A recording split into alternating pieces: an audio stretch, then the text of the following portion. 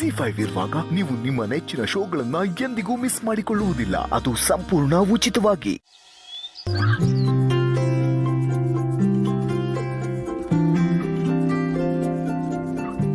ಹೇಗೆ ನಡೀತಿದೆ ಹೊಸ ಪ್ರಾಜೆಕ್ಟು?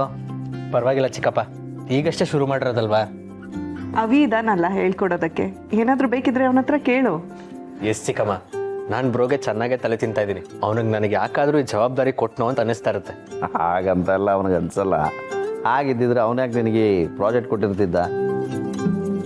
ನಡುರಾತ್ರಿ ಕುಡಿದು ಕಾರು ಓಡಿಸಿ ದಾಂಧಲೆ ನಡೆಸುತ್ತಿದ್ದ ಕೆಲವು ಶ್ರೀಮಂತ ಮಕ್ಕಳ ಬಂಧನ. ಪ್ರಿಯ ವೀಕ್ಷಕರೇ, ಯುಗಾದಿಯ ಹಿಂದಿನ ದಿನ ರಾತ್ರಿ ನಗರದ ಮುಖ್ಯ ರಸ್ತೆಯಲ್ಲಿ ವಾಹನ ಸವಾರರಲ್ಲಿ ಆತಂಕ ಹುಟ್ಟಿಸಿ ಅಡ್ಡಾದಿಡ್ಡಿಯಾಗಿ ಅತಿ ವೇಗದಿಂದ ವಾಹನ ಚಲಾಯಿಸುತ್ತಿದ್ದ ಕೆಲವು ಶ್ರೀಮಂತ ಮನೆಯ ಮಕ್ಕಳನ್ನು ನಗರ ಪೊಲೀಸರು ಬಂಧಿಸಿರುವ ಸುದ್ದಿ ತಡವಾಗಿ ವರದಿಯಾಗಿದೆ. ನೋಡಿ ಅದಕ್ಕೆ ಎಂತೆಂಥ ಹೆಣ್ಮಕ್ಳಿದ್ದಾರೆ ಈ ಸಿಟಿಲಿ. ಅರ್ಧ ರಾತ್ರಿಲಿ ಮಾನ ಮರ್ಯಾದೆ ಇಲ್ಲದೆ ಕುಡ್ಕೊಂಡು ಚೀರಾಡ್ಕೊಂಡು ಹೋಗ್ತಿದ್ರಂತೆ. ಕಾರ್ ಬೇರೆ ಜೋರಾಗಿ ಓಡಿಸ್ತಿದ್ರಂತೆ. ಇವ್ರ ಶೋಕಿಗೆ ರಸ್ತೆಲಿರೋರೆಲ್ಲ ಬಲಿ ಆಗ್ಬೇಕಾ? ಹೌದು ಚಿಕ್ಕಪ್ಪ, ನೋಡಿ ಎಲ್ಲ ನನ್ನ ನಿಧಿ ಅವ್ರೆ.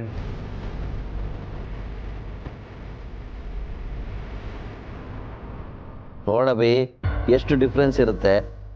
ನಮ್ಮ ನಿಧಿ ಎಷ್ಟು ಡೀಸೆಂಟಾಗಿ ಸಂಸ್ಕಾರದಿಂದ ಬೆಳೆದಿದ್ದಾಳೆ. ಈ ಮನೆ ಘನತೆಗೆ ಒಂದೇ ಒಂದಿನ ಧಕ್ಕೆ ಆಗೋ ಹಾಗೆ ನಡ್ಕೊಂಡಿಲ್ಲ. ಮತ್ತೆ ಯಾರ ತಂಗಿ ಹೇಳಿ ಹೇಳೋ? ನಿಧಿ, ನ್ಯೂಸ್ ನೋಡಿದ್ಯಾ? ಹ್ಞೂ ಡ್ಯಾಡ್, ಏನು ಹುಡುಗರು ಏನೋ, ಇಂಥ ಫ್ರೆಂಡ್ಸ್ ನನಗಂತೂ ಇಲ್ಲಪ್ಪ. ನಾ ಇಂಥ ಹುಡುಗರನ್ನ ಹತ್ರನೂ ಸೇರ್ಸಲ್ಲ.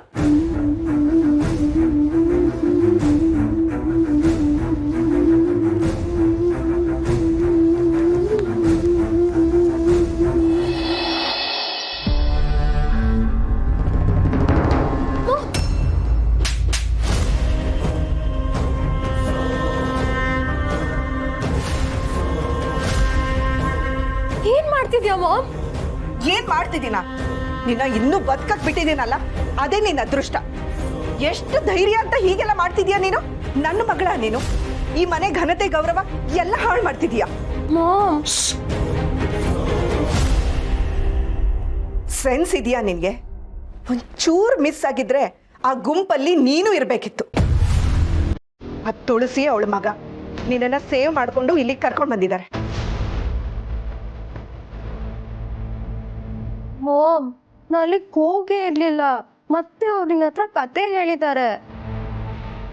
ಅವ್ರು ಯಾಕೆ ನನ್ನ ಟಾರ್ಗೆಟ್ ಮಾಡ್ತಿದ್ದಾರೋ ನನಗೆ ಗೊತ್ತಿಲ್ಲ. ನಾನು ನನ್ನ ಫ್ರೆಂಡ್ ಮನೇಲಿ ಓದ್ಕೋತಿದ್ದೆ.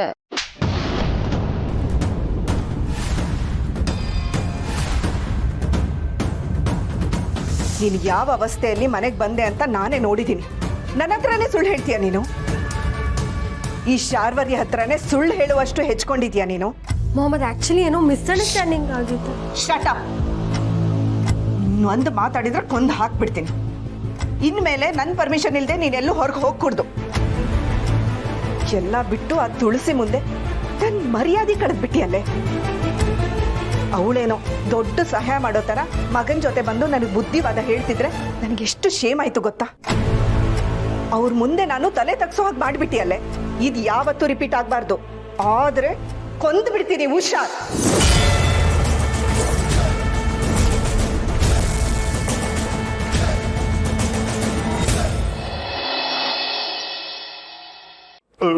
ಇನ್ನೇನ್ ರಿಸಲ್ಟ್ ಬಂದಿರುತ್ತೆ ಅನ್ಸುತ್ತೆ.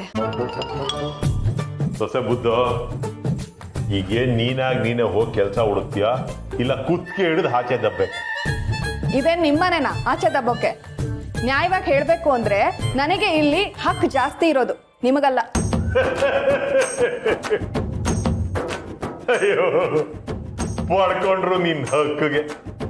ನೀನು ಒಬ್ಳೇ ಏನಾದ್ರೂ ಈ ಮನೆಗೆ ಬಂದಿದ್ದಿದ್ರೆ ಆ ದತ್ತ ನಿನ್ನ ಮನೆ ಒಳಗೆ ಕೂಡ ಬಿಟ್ಕೊತಿರ್ಲಿಲ್ಲ. ಏನೋ ನನ್ನ ಜೊತೆ ಬಂದಿದ್ಯಾ ಅನ್ನೋ ಕಾರಣಕ್ಕೆ ನನ್ನ ಮುಖ ನೋಡ್ಕೊಂಡು ನಿನ್ಗೆ ಅಲ್ಪ ಸ್ವಲ್ಪ ಮರ್ಯಾದೆ ಕೊಡ್ತಿದಾರಷ್ಟೇ. ಮರ್ಯಾದೆ? ಓ, ನೋಡ್ತಿದ್ದೀನಲ್ಲ ನಿಮಗೆ ಸಿಕ್ತಿರೋ ಮರ್ಯಾದೆನ.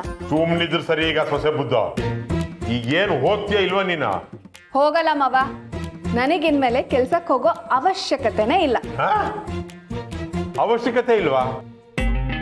ಏನ್ ಲಾಟ್ರಿ ಗಿಟ್ರಿ ತಗೊಂಡಿದ್ಯೇನಾ? ಕರೆಕ್ಟಾಗಿ ಗೆಸ್ ಮಾಡಿದ್ರಿ ನೋಡಿ ಮಾವ. ನಿನ್ನೆ ರಾತ್ರಿ ನನ್ ಕನ್ಸಲ್ಲಿ ಸಾಕ್ಷಾತ್ ಲಕ್ಷ್ಮಿ ಬಂದಿದ್ಲು. ಬಾಗ್ಲು ಒದ್ಕೊಂಡು ಮನೆ ಒಳಗೆ ಎಂಟ್ರಿ ಕೊಟ್ಲು. ಅದಕ್ಕೆ ಟಿಕೆಟ್ಸ್ ತಗೊಂಡಿದ್ದೀನಿ. ಇದು ಹೊಡೆದ್ರೆ 8 ಕೋಟಿ ಗ್ಯಾರಂಟಿ. ಆಮೇಲೆ ನಾನು ರಾಣಿ ತರ ಇರ್ಬೋದು. 8 ಕೋಟಿ? ಹ್ಞೂ ಮಾವ. ಈಗೇನ್ ರಿಸಲ್ಟ್ ಬಂದಿರುತ್ತೆ ಅನ್ಸುತ್ತೆ, ನೋಡೋಣ ಇರು. ನೋಡು 8 7 5 0 0 2. ಅಯ್ಯೋ, ಏನಮ್ಮ ಬಂತ? ಲಾಸ್ಟ್ 2 ನಂಬರ್ ಮಿಸ್ ಆಯ್ತು ಮಾವ.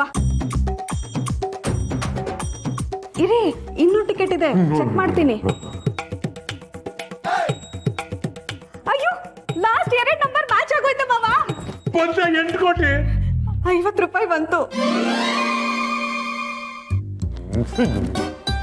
50 ರೂಪಾಯಿ? ನಿನ್ ಕನ್ಸಲ್ ಬಂದಿದ್ದು ಆ ಲಕ್ಷ್ಮಿ ಅಲ್ಲ, ಈ 50 ರೂಪಾಯಿ ಲಕ್ಷ್ಮಿ.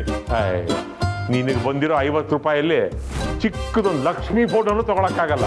ನೆಗೆದು ಬಿತ್ತು. ಕಷ್ಟಪಟ್ಟು ದುಡಿಯುವಂಥ ನೇರವಾದ ದಾರಿ ಬಿಟ್ಟು ಹೀಗೆ ಅಡ್ಡ ದಾರಿ ಹಿಡಿದ್ರೆ ಹೀಗೆ ಆಗೋದು. ಸರಿಯಾಗಿ ಹೇಳಿದ್ರಿ. ಏಯ್, ಏನಾದ್ರು ಕೆಲಸ ಇದ್ರೆ ನೋಡ್ಕೊ ಹೋಗಿ. ನಿಮ್ಮ ಎಲ್ಲಾ ತರಹದ ಸಮಸ್ಯೆಗಳಿಗೆ ಶೀಘ್ರವೇ ಪರಿಹಾರ ಬೇಕಿದ್ದಲ್ಲಿ ಮಾಂತ್ರಿಕರನ್ನು ಸಂಪರ್ಕಿಸಿ. ಧನ ಪ್ರಾಪ್ತಿ, ನಿಧಿ ಶೋಧನೆ ಇತ್ಯಾದಿಗಳ ಅಗತ್ಯವಿದ್ದರೂ ಕೂಡಲೇ ತಿಳಿಸಿ.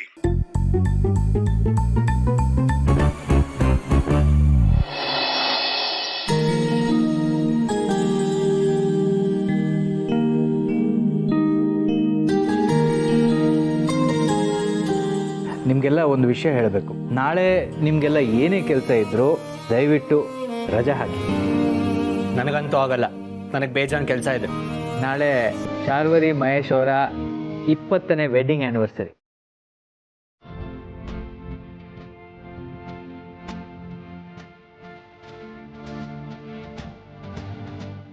ಹೌದಾ ಅಣ್ಣ? ನಿಮಗೆ ಆಚರಣೆ ಮಾಡೋದಕ್ಕೆ ಅಂತ ಖುಷಿ ಇರಲ್ಲ ಅಂತ ನಮ್ಗೆ ಗೊತ್ತು. ಆದರೂ ನಮ್ಮ ಖುಷಿಗಾದರೂ ನೀವು ಒಪ್ಕೊಳ್ಳೇಬೇಕು. ಅಲ್ಲ ಭಾವ, ಇದೆಲ್ಲ ಯಾಕೆ ಇಷ್ಟು ವರ್ಷದ ನಂತರ? ಅದಕ್ಕೆ ಶಾರ್ವರಿ, ಇಷ್ಟು ವರ್ಷ ಅಂತೂ ಸೆಲೆಬ್ರೇಟ್ ಮಾಡೋದಕ್ಕಾಗಿಲ್ಲ. ಈ ಸಲನಾದರೂ ಎಲ್ಲರೂ ಒಟ್ಟಿಗೆ ಸೇರಿ ಸೆಲೆಬ್ರೇಟ್ ಮಾಡೋಣ ಅಂತ. ಹೌದು, ಇಲ್ಲ ಅಂತ ಮಾತ್ರ ಹೇಳಬೇಡಿ. ನಾಳೆ ನೀವಿಬ್ರು ಆರಾಮಾಗಿರ್ಬೇಕು. ನಾವೆಲ್ಲರೂ ಸೇರಿ ನಿಮ್ಮ ಉಪಚಾರ ಮಾಡಬೇಕು. ಚಿಕ್ಕಪ್ಪ, ಯಾಕೆ ನಗ್ತಿದ್ದೀರಾ? ಅಲ್ಲ, ನನಗೆ ಮದುವೆ ಆಗಿ 5 ವರ್ಷ ಆಗಿದ್ದಷ್ಟೇ ನೆನಪಿದೆ. ಇನ್ನು 15 ವರ್ಷ ಹೇಗಾಯ್ತು ಅಂತಾನೆ ಗೊತ್ತಿಲ್ಲ. ಚಿಕ್ಕ ಮಾವ, ನಿಮ್ಮನ್ನ ಅತ್ತೆನ ನೋಡಿದ್ರೆ ನೀವಿಬ್ರು ಮದುವೆ ಆಗಿ 5 ವರ್ಷ ಆಗಿರೋದು ಅಂತಾನೆ ಅನ್ಸೋದು. ಹಾಗಿದ್ದೀರಾ ನೀವಿಬ್ರು. ಕರೆಕ್ಟಾಗಿ ಹೇಳ್ದೆ ಪುಣ್ಯ.